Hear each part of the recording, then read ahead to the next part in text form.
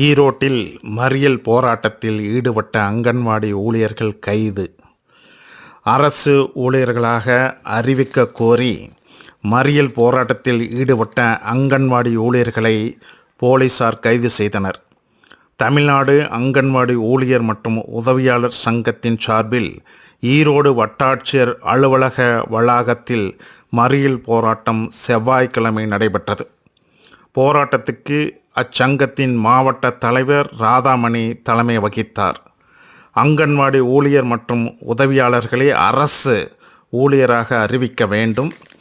அங்கன்வாடி ஊழியர் மற்றும் உதவியாளர் பணி ஓய்வு பெறும்போது ஊழியர்களுக்கு பணி கொடையாக 10 லட்சமும் உதவியாளர்களுக்கு 5 லட்சமும் வழங்க வேண்டும். அங்கன்வாடி ஊழியர் மற்றும் உதவியாளர்களுக்கு குடும்ப ஓய்வூதியமாக மாதம் 9,000 வழங்க வேண்டும். மே மாதத்தை விடுமுறை மாதமாக அறிவிக்க வேண்டும். மினி மையங்களில் இருந்து பிரதான மையங்களுக்கு பதவி உயர்வில் சென்று ஊழியர்களுக்கான ஒரு ஊதிய உயர்வு அல்லது பணியில் சேர்ந்த தேதியை கணக்கில் எடுத்துக்கொள்ள வேண்டும்.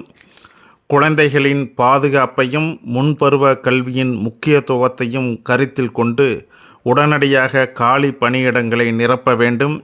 1993 பணியில் சேர்ந்த அங்கன்வாடி ஊழியர்களின் பதவி உயர்வை உடனடியாக வழங்க வேண்டும். பதவி உயர்வில் நேரடி நியமனத்தை கைவிட வேண்டும்.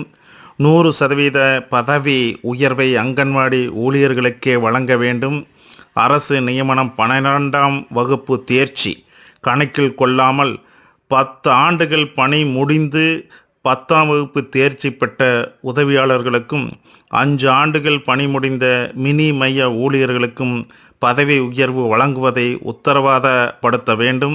குழந்தைகளின் பாதுகாப்பையும் முன்பருவ கல்வி முக்கியத்துவத்தையும்